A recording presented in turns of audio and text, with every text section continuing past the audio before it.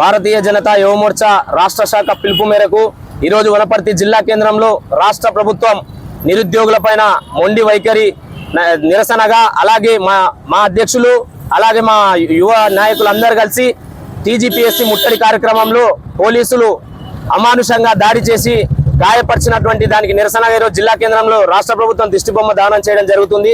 మా యొక్క యువ మోర్చా యొక్క న్యాయమైనటువంటి డిమాండ్లు 1:100 ప్రకారంగా గ్రూప్ 1 పోస్టులు భర్తీ చేయాలని చెప్పేసి డిమాండ్ చేస్తా ఉన్నాం. అలాగే గ్రూప్ 2, గ్రూప్ 3 నోటిఫికేషన్లని ఎక్కువ పోస్టులతో నోటిఫికేషన్లు విడుదల చేయాలని చెప్పేసి మేము డిమాండ్ చేస్తూ, అలాగే ఏ విధంగా అయితే మీరు మెగా డిఎస్సి ఇస్తామని చెప్పేసి మీరు రాష్ట్ర ప్రభుత్వం అబద్ధాలు కోరు మాటలు చెప్పి ఈరోజు గద్దెనెక్కిందో ఆ యొక్క దానికి నిరసనగా మెగా డిఎస్సిని వెంటనే 25,000 మెగా డిఎస్సిని ప్రకటించాలని చెప్పేసి యువ మోర్చా వనపర్తి జిల్లా శాఖ పిలుపునిస్తా ఉంది. అలాగే రేవంత్ రెడ్డి గారు ఏదైతే ఎమ్మెల్యేలని వాళ్ళు వస్తారా నా టీంలోకి వీళ్ళు వస్తారా అని చెప్పేసి ఎమ్మెల్యేలను పెంచుకొని తన సంఖ్య పెంచుకుంటున్నాడే తప్ప ఇప్పటి వరకు నిరుద్యోగ భృతి లేదు.